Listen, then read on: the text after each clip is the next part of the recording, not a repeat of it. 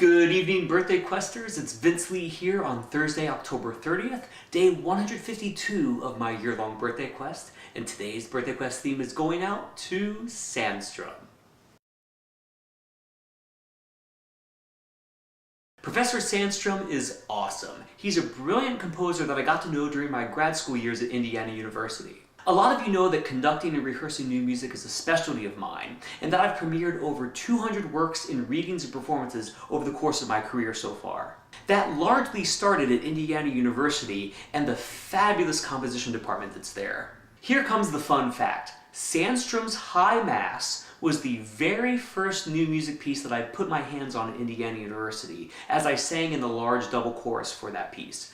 And actually, I kind of got drafted to play piano for a lot of the rehearsals as well. One of my favorite memories about that piece came during the piano dress, which involved the full chorus on stage along with 2 grand pianos and a complement of percussion as well. Most piano reductions for modern orchestral works are impossible to play as written. You've got so many different elements going on, and you would literally need 8 hands to play what's written on the page. On top of that, the piano reductions for his High Mass were like chicken scratch, so they were kind of impossible to read as well. But reducing and faking are my specialties behind the keyboard. So playing this piece was always a blast. Each time was like a choose your own adventure book. You could go a different direction each time. Sandström's High Mass opens with these big loud chords of specific clusters of notes jumping around. So there we are at the piano dress, 2 pianos and percussion on stage, hundreds of choristers and the risers, and Sandström is out in the house. Now, I had never played that opening before because in the normal choir rehearsals, we would just start where the chorus would come in. So there I am on stage and I'm looking at that first cluster and it's something like C, C sharp, E flat, E natural, G, A flat.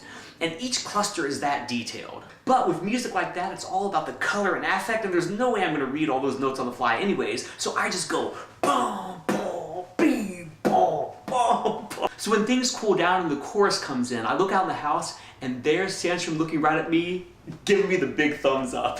Awesome. Professor Sandström was incredibly supportive of me throughout the entire 4 years I spent at IU. And I learned so much from him in terms of bringing out specific and distinct colors in instruments. One of many examples that still sticks with me. Imagine composing a line that is purposely extraordinarily difficult because the player that plays it is going to have an extra edge and urgency to the sound because that line is so hard to play. For Sandström's birthday quest theme, I definitely wanted to do something that was out of the box, even though a funk theme would have been a lot of fun as well. I put his full name through my musical alphabet code number 2 and noticed that the pitch D repeated quite a bit. So I used that D as an anchor, and I used the rest of the pitches generated by his name in order around that D to finish the theme. Happy birthday, Professor! I hope all is well with you, and I hope you enjoy your birthday quest theme.